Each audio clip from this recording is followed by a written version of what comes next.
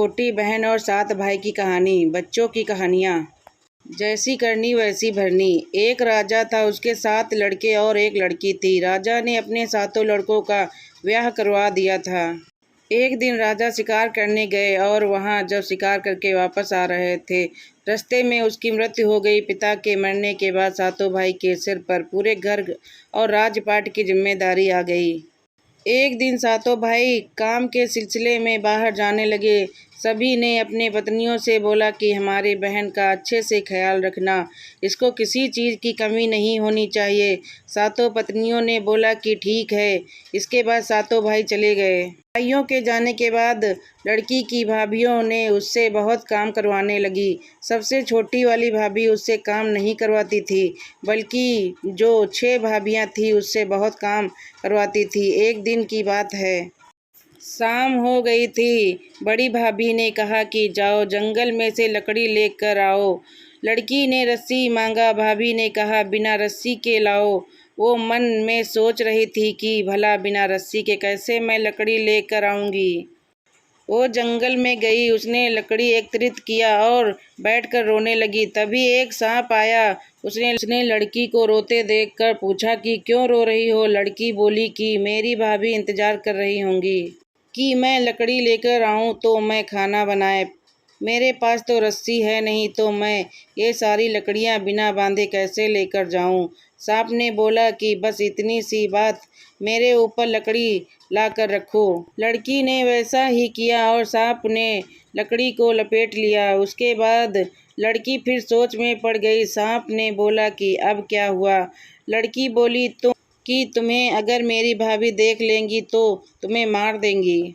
सांप ने बोला कि चिंता मत करो, मुझे ले जाकर आंगन में छोड़ देना, मैं नाली से निकल जाऊंगा। लड़की सांप की बात सुनकर खुश हो गई और अपने घर के तरफ निकल पड़ी। कुछ देर बाद लड़की घर आ गई। उसे घर जाने में रात हो गई थी। उसके देरी से आने के वजह से उसकी भाभी ने उसे खाना नहीं दिया, उसे बहुत मारा पीटा।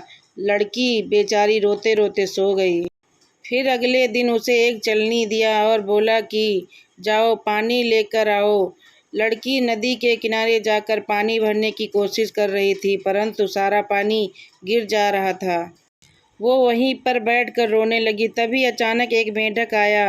वो लड़की को देखकर पूछा क्यों रो रही हो। लड़की बोली कि मैं पानी भर रही हूँ, लेकिन सारा पानी चलनी से गिर जा रहा है, क्योंकि चलनी में बहुत सारा छेद है।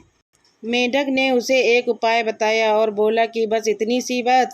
उसने अपने सारे मेंढक को बुलाया और उस चलनी में बैठ गए और बोला कि घर ले जाकर एक बाल्टी में रख देना।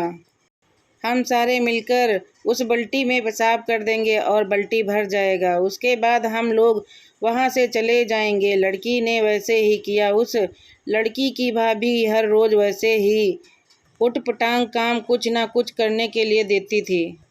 एक दिन की बात है, उस लड़की को एक काला रंग का कंबल दिया और बोला कि जाओ, जब तक ये कंबल सफ़ेद ना हो जाए घर लौट के मत आना। लड़की बोली ठीक है। लड़की कंबल लेकर चली जाती है और नदी के किनारे बैठकर उसे धोती है। वह छोटी लड़की उसे धोती गई, परंतु वह सफ़ेद होता ही नहीं।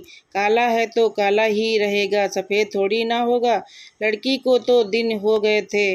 वह बिना कुछ खाए पिए बैठी रही और फूट फूट कर रो रही थी। तभी उसके 7 भाई नदी के पास वाले जंगल से होते हुए बाहर से लौट कर आ रहे थे। 7 भाइयों को किसी लड़की की रोने की आवाज़ सुनाई दिया।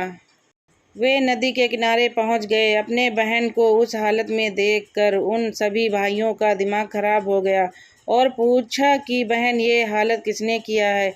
उस छोटी लड़की ने सब कुछ बताया। उसके बाद 7 भाइयों ने बहन को साथ लेकर घर गए और बहन को बाहर ही कहीं छुपा दिया और बोला कि जब तक हम में से कोई ना आए यहाँ से कहीं मत जाना। उसके बाद वो घर के अंदर चले जाते हैं। सारी पत्नियाँ अपने पति को देखकर इतनी खुश होती हैं कि पूछे मत। कोई पानी लेकर आती है तो कोई पंखे से हवा देती हो। तभी एक भाई बोला कि मेरी प्यारी बहन कहाँ है, दिखाई नहीं दे रही है। तभी एक भाभी बोलती है, यहीं पर कहीं खेल रही होगी। तुरंत दूसरी भाभी बोली, भाभी दूध भात चावल खा कर यहीं कहीं खेल रही थी। तभी एक पत्नी बोली कि आप लोग पहले खाना खाइए, वो आ जाएगी। एक भाई बाहर जाता है और अपने बहन को अंदर लेकर आता है और अपनी पत्नी से पूछते हैं कि यही दूध भात खाई है, अगर खाई होती तो ये हालत नहीं रहती।